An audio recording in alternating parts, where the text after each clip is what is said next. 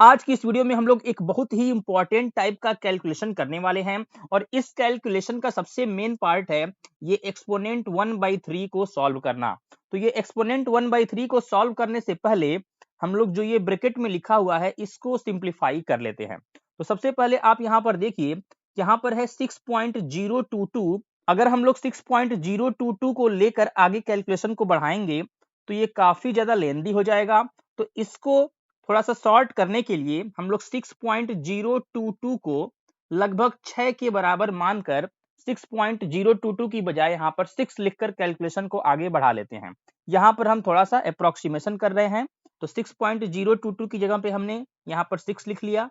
साथ में एक काम और कर लेते हैं, जो ये 10 का पावर 23 है इसको हम लोग ऊपर ले जाकर लिखेंगे, तो ये बन जाएगा 10 का पावर -23। और अभी भी यहाँ पर एक्सपोनेंट में 1/3 है और साथ में यहाँ पर देखिए 4 था तो 4 को भी लिख लेते हैं। और इसमें 1.74 में देखिए पॉइंट के बाद 2 प्लेस है, तो इसका पॉइंट हटाने के लिए हम लोगों को 1.74 में 100 का मल्टीप्लाई करना पड़ेगा और ऊपर बचा हुआ है 24.3। तो यहाँ पर 24.3 है, तो 100 का मल्टीप्लाई अगर हम लोग नीचे करेंगे तो 100 का मल्टीप्लाई हम लोगों को ऊपर भी करना पड़ेगा। अब 1.74 का अगर 100 में मल्टीप्लाई हो जाएगा तो इसका पॉइंट खत्म हो जाएगा। तो इसका पॉइंट खत्म करके हम लोग इसको 174 लिख लेते हैं। तो यहाँ पर हमने बना दिया 174।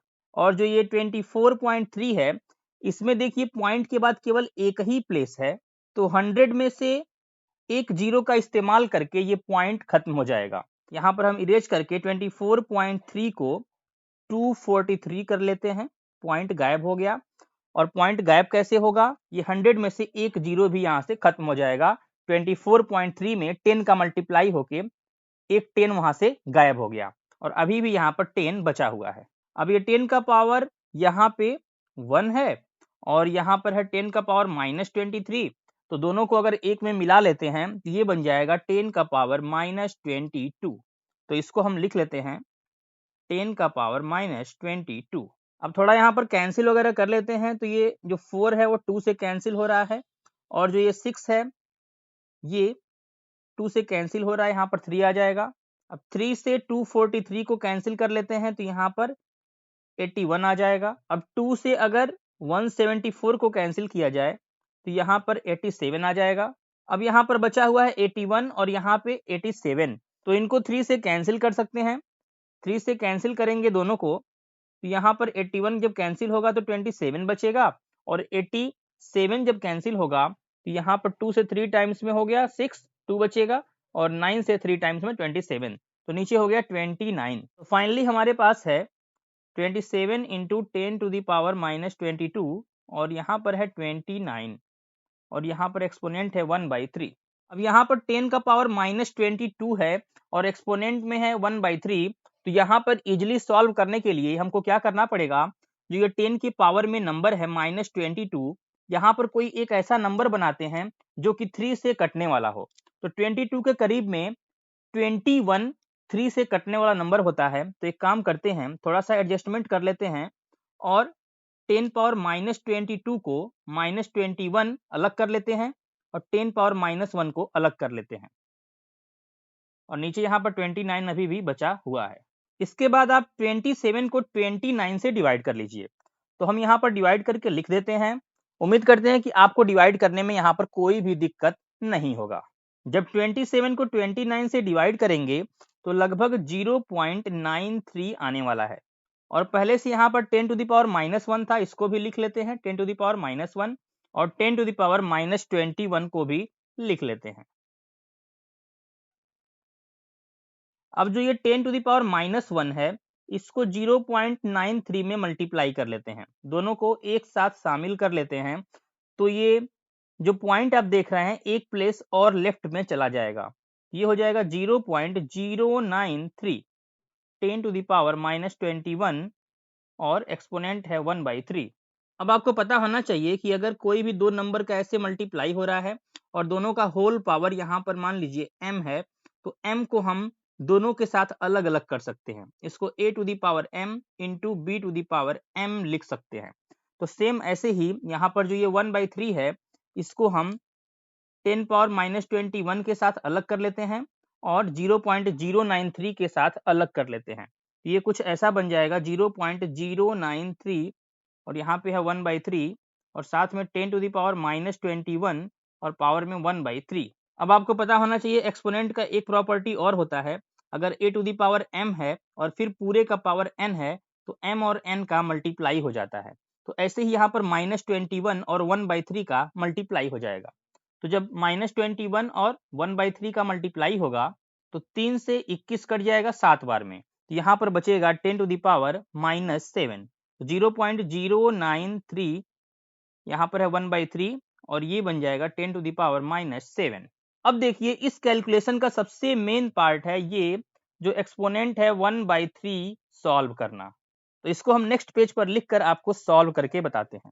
अब यहाँ पर हम लोग इसको अप्रोक्सीमेशन के जरिए सॉल्व करने वाले हैं। तो अप्रोक्सीमेशन लगाने के लिए सबसे पहले हमको ये देखना पड़ेगा कि ये 0.093 कौन से नंबर के क्यूब के सबसे ज्यादा करीब है। तो 0.093 है। तो अब देखिए अगर 0.4 का हम लोग क्यूब करें तो यहाँ पर हमको कुछ मिलेगा 0.064। अगर किसी को डाउट हो तो हम इसको थोड़ा एक्सप्लेन कर देते हैं। 0.4 का जब क्यूब करेंगे तो 0.4 इंटू 0.4 इंटू 0.4 लिखना पड़ेगा। 4 का 4 में होगा 16, 16 का 4 में होगा 64, तो 64 आ जाएगा। और देखिए यहाँ पर प्लेस काउंट करिए, एक प्लेस इसमें है, एक प्लेस इसमें है, एक प्लेस इसमें है, तो 3 प्लेस के बाद पॉइंट लगेगा। तो 4, 6 और एक प्लेस और आएगा 0, तो ये हो जाएगा 0.064। तो 0.064 ये हो जाता है 0.4 का क्यूब। ऐसे ही अगर हम देखेंगे तो 0.5 का जो क्यूब होगा, 0.5 का जो क्यूब होगा ये हो जाएगा 0.125।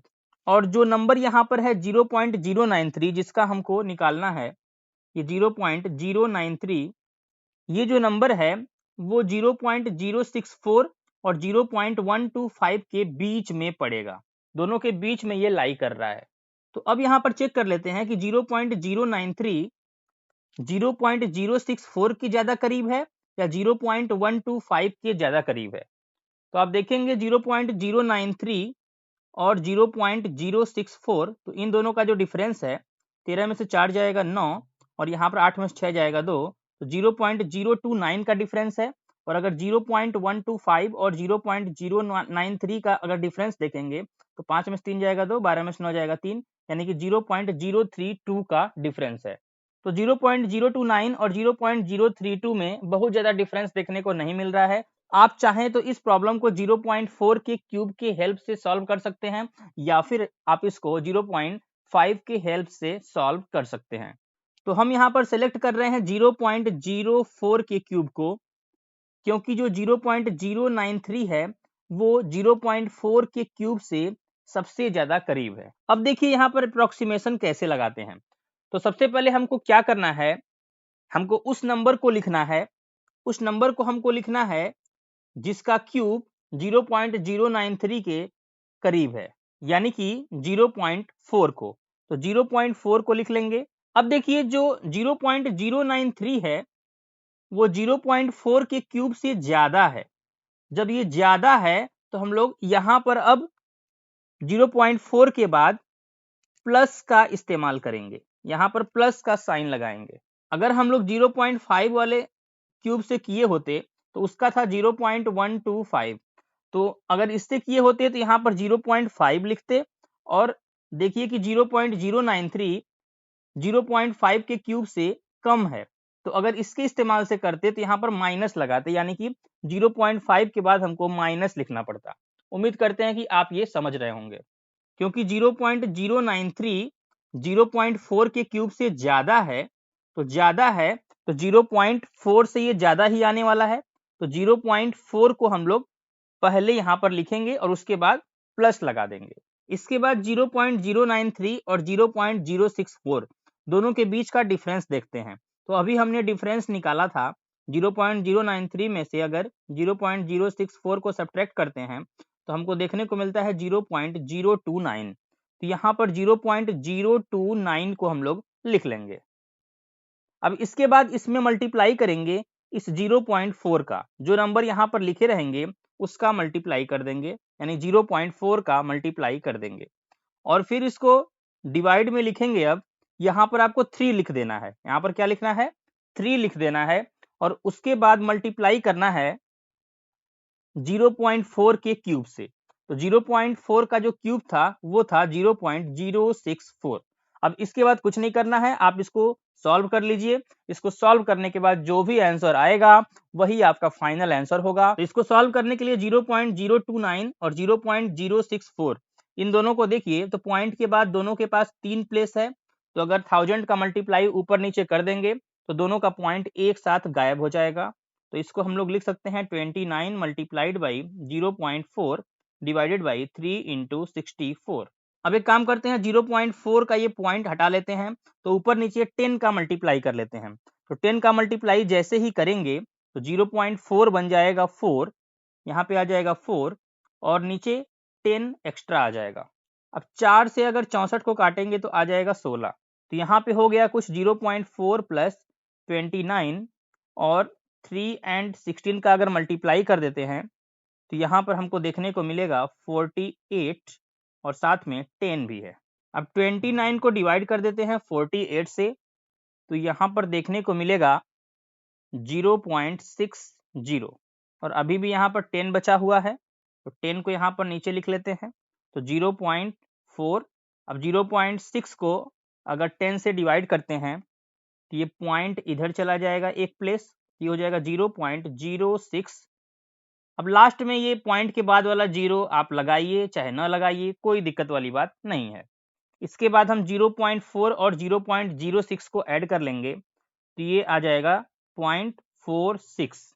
तो फाइनल यहाँ पर जो ये 0.093 का 1/3 है, ये हो जाएगा लगभग 0.46 multiplied by 10 to the power -7। अब अगर पॉइंट को एक प्लेस इधर कर दें, ये हो जाएगा 4.6 और साथ में यहाँ पर ये 10 का पावर जो -7 है ये बन जाएगा 10 का पावर -8। तो ये हमारे प्रॉब्लम का फाइनल आंसर हो जाएगा। तो हम आपको बता दें कि ये जो 0.093 का पावर 1/3 है, इसका हम लोग अप्रोक्सीमेटली आंसर निकाले हैं 0.46।